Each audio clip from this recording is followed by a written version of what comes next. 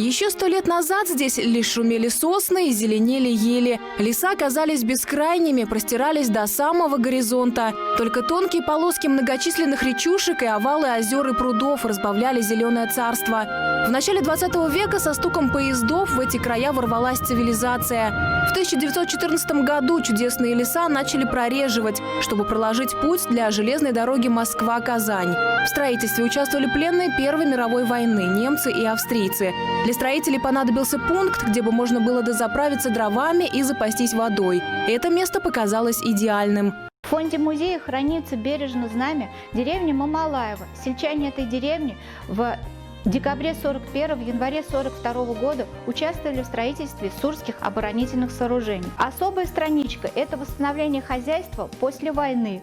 Колхоз имени Сталина, колхоз имени Ленина, деревня Кольцовки и его организатор, дважды Герой социалистического труда Сергей Ксенофонтович Коротков взялись за это дело. Только в нашей одной Кольцовке 13 героев социалистического труда. Вернулся к нам с фронта еще один герой – это Иванов Анатолий Александрович, который в послевоенные годы работал на промышленных предприятиях Бурнар и помогал восстанавливать хозяйство. Богата талантами бурнарская земля.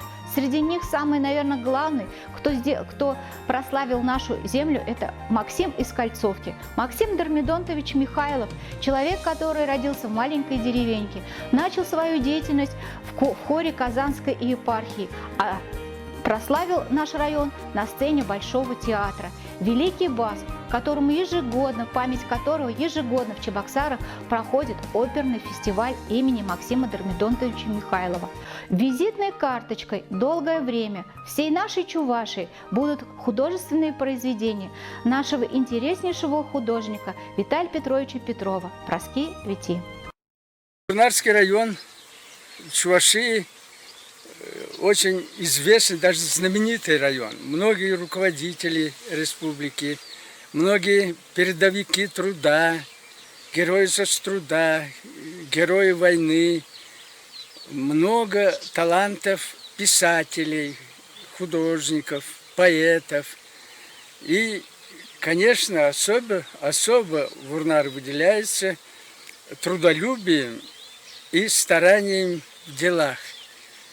Поэтому я поздравляю с юбилеем республики и будем стараться, чтобы то, что нам предыдущие поколения оставили славу Бурнар, поддерживать и стараться, чтобы было всегда так. В 1929 году произошло событие, которое дало мощный старт дальнейшему развитию поселка. Неподалеку, возле деревни Арауши, нашли месторождение фосфоритов и сланцев. Так в Бурнарах появился фосфоритный завод. Сейчас это завод смесевых препаратов фирмы «Август». Предприятие сегодня является одним из самых успешных в районе. Это именно здесь производят препараты, которые помогают уберечь урожай от вредителей и болезней. Район по праву может гордиться и своим мясным производством. Здесь находится один из крупных агрохолдингов республики – Бурнарский мясокомбинат. Более 1000 человек заняты как на заводе, так и на собственных фермах комплекса. Мясокомбинат – предприятие полного цикла. В его состав входят свои свинокомплексы, коровники и обрабатываемые земли. Это позволяет контролировать качество продукции от самого поля до прилавка. Принимая эстафету от соседей Ибрисинского района, от имени населения Бурнарского района поздравляем всех жителей Чувашской республики со знаменательным юбилеем столетия образования автономии. Целый век прошел с тех пор, как была создана наша родная Чувашская республика. За это время Бурнарский район сделал очень большие изменения в развитии как промышленности, сельском хозяйстве, социальной сфере и других. Поздравляю всех со столетним юбилеем Чувашской республики. Желаю всем, чтобы наша республика и Бурнарский район и дальше процветали и улучшила жизнь наших